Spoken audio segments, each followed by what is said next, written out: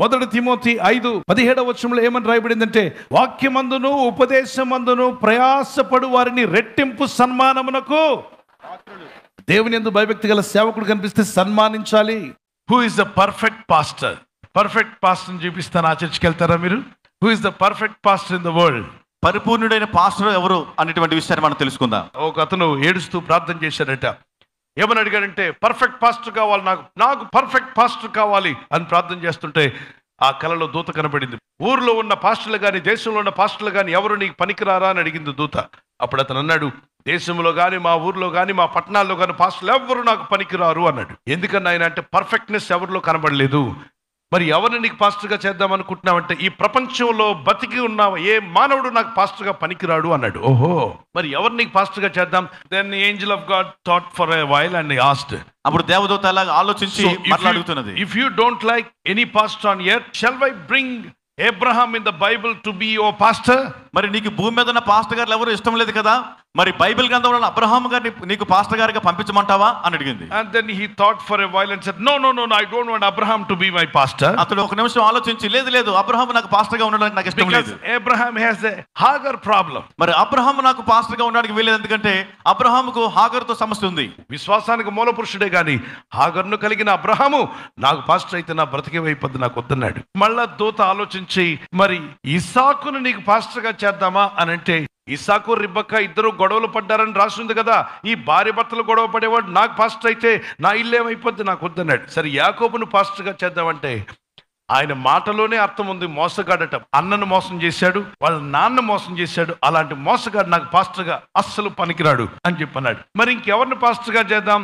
పోనీ సమూయేలు అనే ప్రవక్త ఉన్నాడు కదా, ఉన్నాడు, ఆయన్ని నీకు పాస్టర్గా చేద్దాం, మంచి ప్రవక్త కదా, బాల్యం నుండే సేవలో ఉన్నాడు, వాళ్ళ అమ్మ ఆయన్ని సమర్పించింది, చిన్ననాటి నుండి దేవుని స్వరం వింటూ పెద్ద సేవకుడయ్యాడు, ఆ మంచి ప్రవక్తని ఆయనకి పేరు, ఆయన నీకు పాస్టర్గా చేయమంటావా అని దూత అడిగితే, నో పనికిరాడు అన్నాడట. అదేమిటి, సమూయేలు కూడా నీకు పాస్టర్గా పనికిరాడంటే పనికిరాడు. ఏమిటి కారణం అంటే, సమూయేలు మంచోడే గాని కొడుకులను మాత్రం దేవుని కంట్రోల్లో పెట్టలేకపోయాడు. దేవుని భయభక్తిలో పిల్లల్ని పెంచలేని అటువంటి సమూయేలు అనే వ్యక్తి నాకు పాస్టర్గా ఉండడానికి వీల్లేదు. ఎందుకంటే సమూయేలు ప్రవక్త యొక్క పిల్లలు దేవుని మార్గంలోకి రాలేదు సరిగా. కాబట్టి దేవుని పిల్లలను దేవుని భయభక్తిలో పెంచలేకపోయాడు కొడుకుల్ని. కాబట్టి ఆ కొడుకులను పిల్లలను దేవుని భయభక్తిలో పెంచలేకపోయిన సమూయేలు నాకు పాస్టర్గా ఉండడానికి వీలు లేదన్నాడు.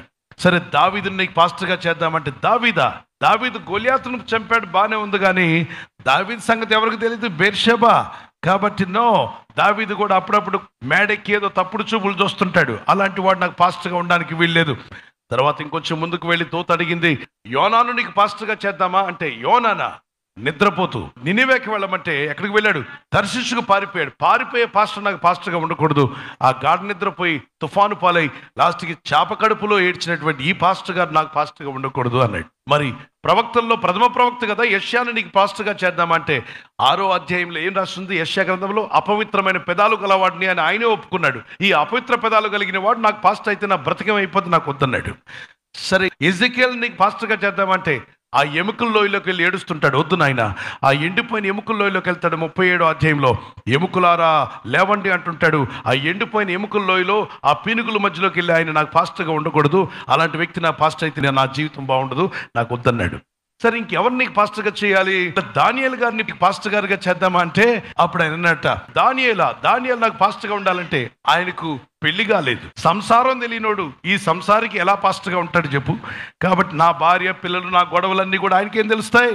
ఆయన పెళ్ళే కాలేదు ఆయనకి. కాబట్టి పెళ్లిగానోడికి నా కష్టాలు ఏం తెలుస్తాయి? కాబట్టి దానియేలు నాకు పాస్టర్గా ఉండడానికి వీల్లేదన్నాడు. మరి ఇంకెవరినయ్యా నీకు పాస్టర్గా చేయాలి, ఎవరిని చేస్తే బాగుంటుంది అని దూత అడుగుతూ కొత్త నిబంధనలో కొంతమంది భక్తులు ఉన్నారు కదా, మరి పేతురు ప్రథమ శిష్యుడు యేసుప్రభు వారికి, ఆయన నీకు పాస్టర్గా చేయమంటావా అంటే, యేసుని ఎరగనని 3 సార్లు అబద్ధమాడినా ఆ అబద్ధికుడు నాకు పాస్టర్గా ఉండడానికి వీల్లేదు. సరే యాకోబుని నీకు పాస్టర్గా చేద్దామా అంటే, యాకోబు వద్దు, యోహాను కూడా వద్దు, ఎందుకంటే వాళ్ళు ముక్కు మీద కోపం గలవారని, ఉరిమెడి వారని యేసుప్రభువే వారికి పేరు పెట్టాడు. ఉరిమెడి వారలారా, అన్నాడు. అంటే వాళ్ళిద్దరు కోపిష్టులు, వాళ్ళిద్దరు కోపం ఎక్కువ. కాబట్టి కోపం ఎక్కువ వాళ్ళు నాకు పాస్టర్గా అయితే నేనేదైనా తేడా చేస్తే వాళ్ళు కోపంతో నన్ను గసిరేస్తారు కనుక ఈ కోపిష్టులు నాకు పాస్టర్గా ఉండడానికి వీల్లేదన్నాడు. సరే, తోమాను నీకు పాస్టర్గా చేద్దామా? భారతదేశానికి వెళ్ళి మంచి సేవ చేసి అనేక ఆత్మలు కేరళ రాష్ట్రంలో 7.5 సంఘాలు కట్టి ఆ తర్వాత తమిళనాడు వెళ్ళి సువార్త చేసి అక్కడ యేసు కొరకు హతసాక్షుడయ్యాడు కదా. మరి అలాంటి వ్యక్తిని నీకు పాస్టర్గా చేద్దామా?